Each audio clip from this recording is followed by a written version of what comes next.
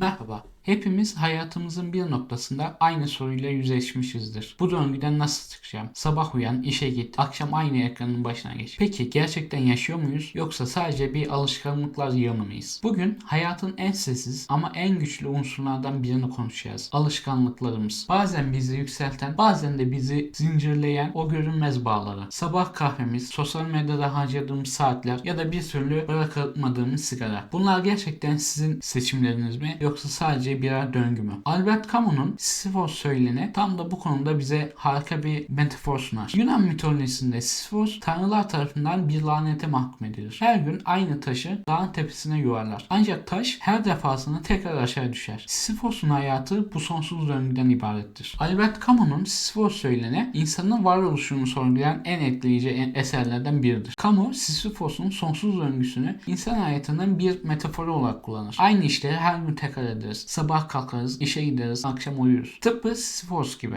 Peki bu döngüye rağmen hayatı anlamlandırabilir miyiz? Hayatımızdaki tekrar eden, anlamsız gibi görünen eylemler içinde mutluluğu bulabilir miyiz? Camus'a göre Sisyphos bu döngüyü kabul ettiğinde özgürleşir. Taşı itmek onun kaderidir ama bu kaderi anlamlandırmak onun elindedir. Tıpkı bizim günlük alışkanlıklarımız gibi. İşe gitmek, yemek yemek, bir sigara yakmak, bu eylemleri sorgulamadığımızda hayatımız Sisyphos'un hikayesine dönüşür. Ancak sorguladığımızda taşı neden yuvarladığımızı seçme şansımız olur. Bu temayı başka eserlerde de görürüz. Mesela Tolstoy'un Ivan İliç'in Ölümü adlı eserinde kahraman ölüm döşeğinde hayatını sorgular. Günlük rutinlerin onu bir hayalet gibi yaşattığını fark eder. İşte alışkanlıkların bize ne kadar farkında olmadan esir alabildiğinin bir diğer örneği. Alışkanlıklar hayatımızı şekillendiren, çoğu zaman fark etmediğimiz bir güç. Hani derler ya, bir kere kötü alışkanlıklar edinmeye başladın mı geri dönüşü yok. İşte tam da öyle. Alışkanlıklar bir nevi otomatik pilot gibi çalışır. Charles Duhigg Alışkanlıkların Gücü adlı kitabında da vurguladığı gibi alışkanlıklar 3 aşamalı döngüde oluşur. İşaret, rutin ve ödül. Bu döngü ne kadar kuvvetli olursa alışkanlıklar da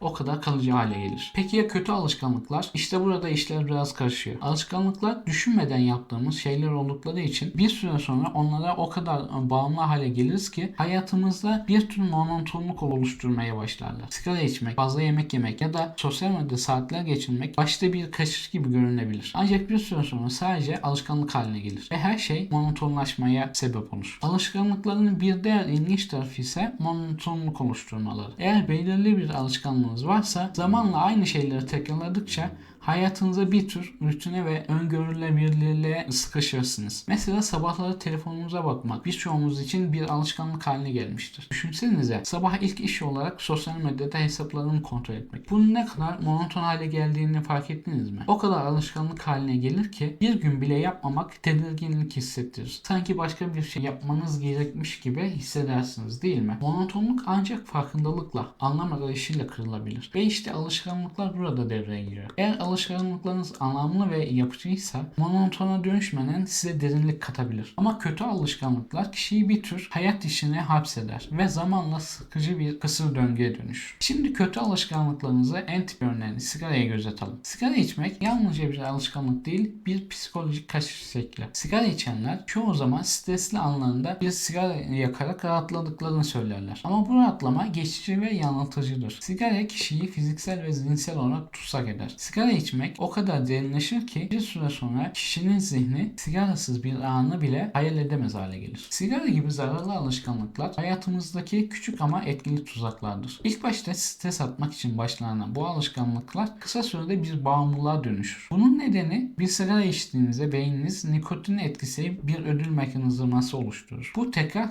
aynı davranışı yapmanıza neden olur. Sigara dışında modern yaşamın başka bağımlılıkları da var. Telefonun ekranına bakarak geçen saatler, sosyal medyada sonsuz kaydırma. Hiç düşündünüz mü? Bu alışkanlıklar gerçekten sizi mutlu ediyor mu? Yoksa sadece hayatınızdaki boşluğu doldurmak için mi oradalar? Sosyal ikilem belgeselinde sosyal medya bağımlılığı şu sözlerle açıklanır. Teknoloji bizim dikkatimizi satın almak için tasarlandı. Yani çoğu alışkanlık dış dünyanın bizi şekillendirmesinden kaynaklanır. Ama bu şekillenmeye karşı çıkmak mümkündür. Her şey farkındalıkla başlar. Sabahları kalktığınızda yaptığınız ilk şeyi düşünün. Hangi alışkanlıklarınızı otomatik olarak olarak yapıyorsunuz? Bir gününüzü düşünün ve alışkanlıklarınızı sorgulayın. Zincirlerinizi kırmanın ilk adımı onların farkına varmaktır. Örneğin sabah kalkar kalkmaz telefona bakmak yerine kendinize zaman arayarak o gününüzü planlayabilirsiniz. Alışkanlıkları değiştirmek küçük adımlarla başlar. Bir alışkanlıktan kurtulmak için onu değiştirecek bir alternatif oluşturmalısınız. Sigara mı içiyorsunuz? Bunun yerine bitki çayı, meyve gibi sağlıklı atıştırmalıklar tüketebilirsiniz. Sosyal medyada kaydırma yapmadan önce bir sayfa kitap okuyun. Her alışkanlık bir başka alışkanlıkla yer değiştirir. Bu yüzden boşluğu doğru bir şeyle doldurmalısınız. Küçük, gerçekçi hedefler koyun. Örneğin sigarayı tamamen bırakmak zorunda değilsiniz. İlk hafta sadece miktarını azaltın. Ya da bir sabah alışkanlığınızı değiştirerek yeni bir rutin oluşturun. Bu küçük zaferler beyninizin ödül sistemini yeniden şekillendirir. Monotonluktan kurtulmanın en etkili yollarından biri de hayatınıza ilham katan sanat eserleri eklemektir. Mesela Ölü Ozanlar Derneği filmi size anı yaşamanın ne kadar önemli olduğunu hatırlatabilir. Kitaplar, filmler ve müzik zihninizi taze bir başlangıç için harekete geçirebilir. Alışkanlıklar hayatımızın görünmez yöneticileridir. Ancak onların bizi yönettiğini fark ettiğimiz anda kontrolü geri alabiliriz. Kendi alışkanlıklarınızı sorgulamanın vakti geldi. Günlük rutininiz size ne kazandırıyor? Taşı yuvarlayan Sisyphos misali bu döngüyü nasıl anlamlandırabilirsiniz? Yorumlarda kendi fikirlerinizi paylaşmayı unutmayın.